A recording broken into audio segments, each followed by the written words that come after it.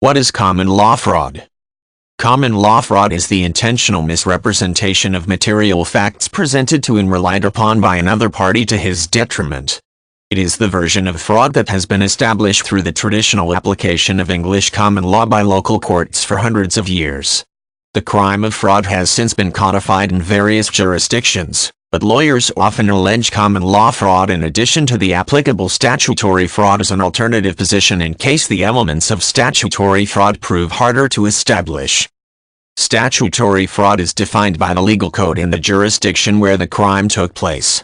The statute lists the specific components of the crime that must be present in order for the defendant to be found guilty, such as intent and reliance. Crimes based on English common law, however, lack that sort of dispositive definition because the crime is based on tradition in courts that were not necessarily uniform in the way they operated. For example, the U.S. Supreme Court identified the elements of common law fraud in the form of a test that should be applied to the circumstances surrounding a case. State-level courts in the U.S. are bound by precedent to use the same framework when evaluating this type of fraud, but each court may articulate the test differently.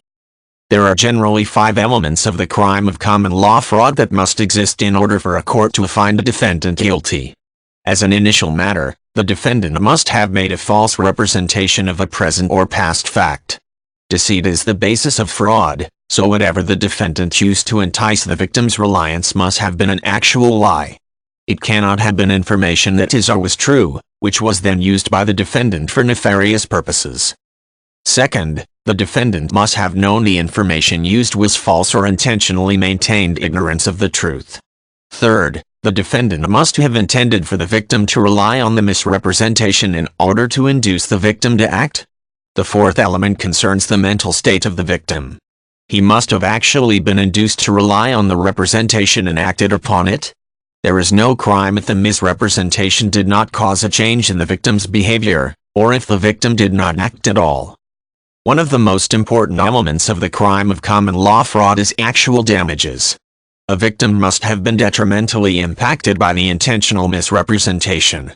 If the victim is simply angry or upset, or if the damage experienced was negligible, the defendant cannot be found guilty of this version of the crime.